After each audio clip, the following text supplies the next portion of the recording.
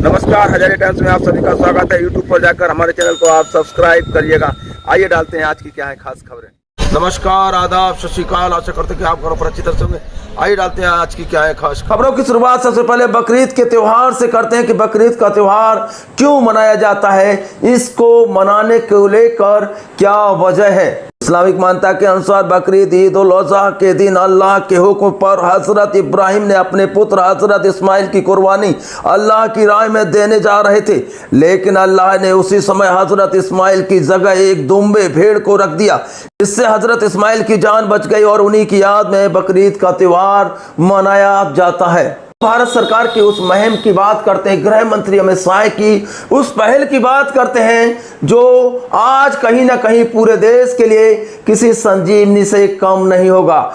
जिस तरह से आज युवा हमारे देश में नशा की लत का आदी होता जा रहा है, अपनी जवानी नशा में बर्बाद कर रहा है, इसको लेकर भारत सरकार संजीदा है और नार्कोटैक्स जीरो टॉलरेंस नीति को लागू करने जा रहा है। ड्रग्स आपके शरीर को तो घातक होते ही है, पर आपके परिवार को भी किसी नासूर से कम नहीं होते। इससे आपका परिवार बिखर जाते हैं और इससे नशे की लत से परिवार बर्बाद हो जाते हैं और युवाओं की, हम पहले ही बता चुके हैं, जिंदगी तबाह हो जाती है। उनकी ज़िंदगी जहां पढ़ने लिखने की होती है, हाथ में किताब लेने की होती है, कलम लेने की होती है, वहां उनके हाथ में सिगरेट में ड्रग्स होता है, नशीले पदार्थ होते हैं। उससे उनकी जवानी वहीं ख़त्म हो जाती है।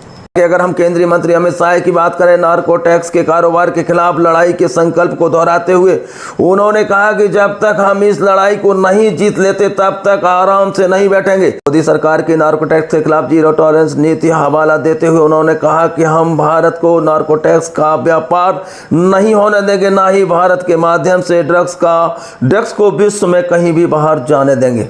ड्रग्स के विरुद्ध इस अभियान की लड़ाई में परिणाम स्वरूप जब्त किए गए ड्रग्स की मात्रा 30 गुना तक बढ़ गई है। ये भारत सरकार की वाकई में एक काबिल तारीफ मुहिम है। ये हिंदुस्तान के युवाओं को बचाने की मुहिम है और परिवारों को बचाने की मुहिम है। एक परिवार में अगर किसी एक युवा को ड्रग्स की लत लग जाती है तो वो परिवार बर्बाद हो जाता है। युवा के साथ उसका परिवार भी पूरी तरह से जर्जर हो जाता है। फिलहाल डालते हैं ललितपुर जनपद की खबरों पर नजर। दिन भर हुई तेज झमाझम बारिश के कारण जनपद ललितपुर के तहसील मढ़ौरा में निवासी मोतीलाल सैन का घर गिर गया। घर पर कोई मौजूद नहीं था, इस कारण कोई जनहानि नहीं हुई। मोतीलाल सैन द्वारा कहा गया कि उनके पास रहने को एक ही कच्चा मकान था। क्या नाम है आपका? मोतीलाल सैन। कहाँ के निवासी हैं? मढ़ौरा। क्या हुआ है?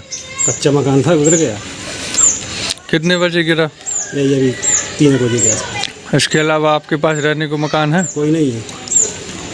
वहीं विगत दिनों से ललितपुर जनपद में लगातार बारिश हो रही है। आज भी बारिश का कहर रहा, पूरे दिन बारिश होती रही और इससे कहीं ना कहीं इस जो गरीब का ये आशियाना गिरा है और उसके पास कहते हैं कि उसका कहना है कि उसके पास रहने की कोई जगह नहीं है। प्रशासन से मदद की गुहार लगाई है। अब देखना है प्रशासन कब तक प्रशासन की मदद उस गरीब के दरवाजे तक पहुंचती है, इसका हमें इंतजार रहेगा। श्रम विभाग की खबर पर नजर। श्रम विभाग द्वारा बाल श्रम के विरुद्ध चलाए जा रहे अभियान के क्रम में 6 बाल श्रमिकों को चिन्हित कर मढ़ौरा में आधा दर्जन दुकानों को दिए नोटिस। श्रम प्रवर्तन अधिकारी डीपी अग्रहानी द्वारा जनपद ललितपुर के ब्लॉक मढ़ौरा में बाजार का निरीक्षण किया गया। निरीक्षण के दौरान बाजार में बाल श्रम कर रहे सेवा आयोजन के विरुद्ध कठोर कार्रवाई भी की गई, जिसमें 20,000 से लेकर 50,000 तक के जुर्माने एवं 6 माह से लेकर 2 साल तक की सजा का प्रावधान। सहायक श्रम आयुक्त संजय सिंह द्वारा जानकारी दी गई कि जनपद को बाल श्रम मुक्त कराने के लिए वह निरंतर प्रयास कर रहे हैं एवं बाल कानून का उल्लंघन करने वालों के साथ कड़ी कार्रवाई की जाएगी, जुर्माना भी वसूला जाएगा। हालांकि बाल मजदूरी की बात करें तो ललितपुर जनपद में अधिकांश दुकानों ढाबों पर ऐसे बच्चे मिल जाएंगे जिनका बचपन वहीं पर दम तोड़ देता है। हालांकि श्रम विभाग कार्रवाई का दावा कर रहा है, पर इतनी कार्रवाई कितनी कारगर होती है या आज ही के दिन तक कार्रवाई होती है, इस पर भी हमें इंतजार रहेगा। तालबेड़ की खबरों पर एक नजर। दबंग ने किया युवक से कुल्हाड़ी पर हमला, पुलिस ने किया मामला दर्ज। कोतवाली क्षेत्र अंतर्गत ग्राम चंदापुर में युवक के साथ खेत पर एक दबंग युवक ने कुल्हाड़ी से हमला कर दिया, जिसमें युवक गंभीर रूप से घायल हो गया। पीड़ित की शिकायत पर पुलिस ने मामला दर्ज कर लिया। चलती बाइक से महिला गिरकर हुई गंभीर रूप से घायल। कोतवाली क्षेत्र अंतर्गत राष्ट्रीय राजमार्ग 44 पर झरघाट के पास का पूरा मामला है। महिला बबीना से अपने घर पवा आ रही थी अपने बेटे के साथ ही। झरघाट के पास उसकी बाइक का संतुलन बिगड़ा, महिला गिर गई। महिला को तालबेट सीएससी लाया गया, जहां चिकित्सकों ने प्राथमिक उपचार दिया। हालत गंभीर होने पर झांसी मेडिकल कॉलेज रेफर कर दिया। संदिग्ध अवस्था में मिला तालाब के किनारे महिला का शव। थाना पूरा कला क्षेत्र अंतर्गत ग्राम गेवरा गोंदेरा के जंगल के पास महिला की संदिग्ध अवस्था में महिला का शव मिलने से हड़कंप मच गया। ग्रामीणों ने इसकी सूचना तुरंत पूरा कला पुलिस को दी। हालांकि जानकारी के अनुसार महिला दोपहर में भैंस को ढूंढने के लिए निकली हुई थी। यूट्यूब पर हमारे चैनल को सब्सक्राइब करेगा। कल फिर मिलते हैं नई खबरों के साथ। अपना बेहतरीन से ख्याल रखिएगा। जय हिंद।